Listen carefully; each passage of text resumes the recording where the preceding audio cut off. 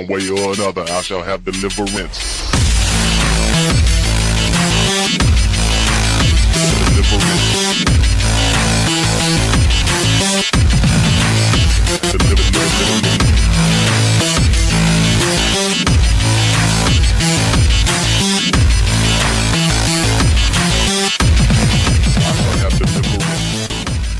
Anytime bombs are used to target innocent civilians, it is an act of terror.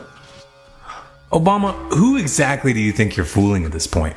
You who've expanded and extended the drone program into Pakistan, Yemen, and Somalia, a program which by official accounts has killed over 4,700 people as of this February, 98% of which were civilian non-combatants. This is a program that you personally, as the commander-in-chief, have the power to stop. So the blood from those 4,600 civilian men, women, and children who were killed from those bombs is on your hands. And this isn't even taking into account all the people who have died as a result of your interventions in Libya and the continuation of the war in Afghanistan. By your own definition, you are a terrorist. If there were any justice in the United States, it would be you rotting in Guantanamo. You've made quite an effort to keep our attention off of this, but it's not working.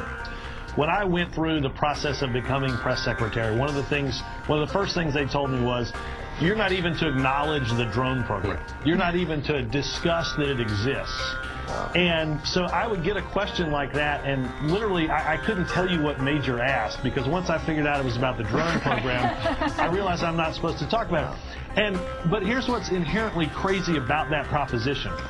You're being asked a question based on reporting of a program that exists. Right. So you're the official government spokesperson acting as if the entire program, pay no attention to the man behind the curtain. Right, yeah. Listen, Obama, you might as well just drop all the pretenses and false morality. Spare us your feigned compassion and crocodile tears. We're not buying it. You're just another George Bush with a better marketing department and a more refined vocabulary. How dare you give us a lecture about morality?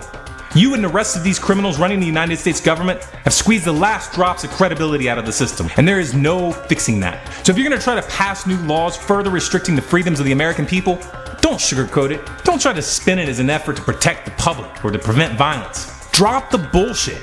Just come right out and tell us how it is. Just for once, I'd like to see you stand up in front of that camera and admit that you view yourself as above the law, and that violence is a political tool that you use at your discretion and condemn at your convenience, and that human life in your world is only as sacred as the words running across your teleprompter.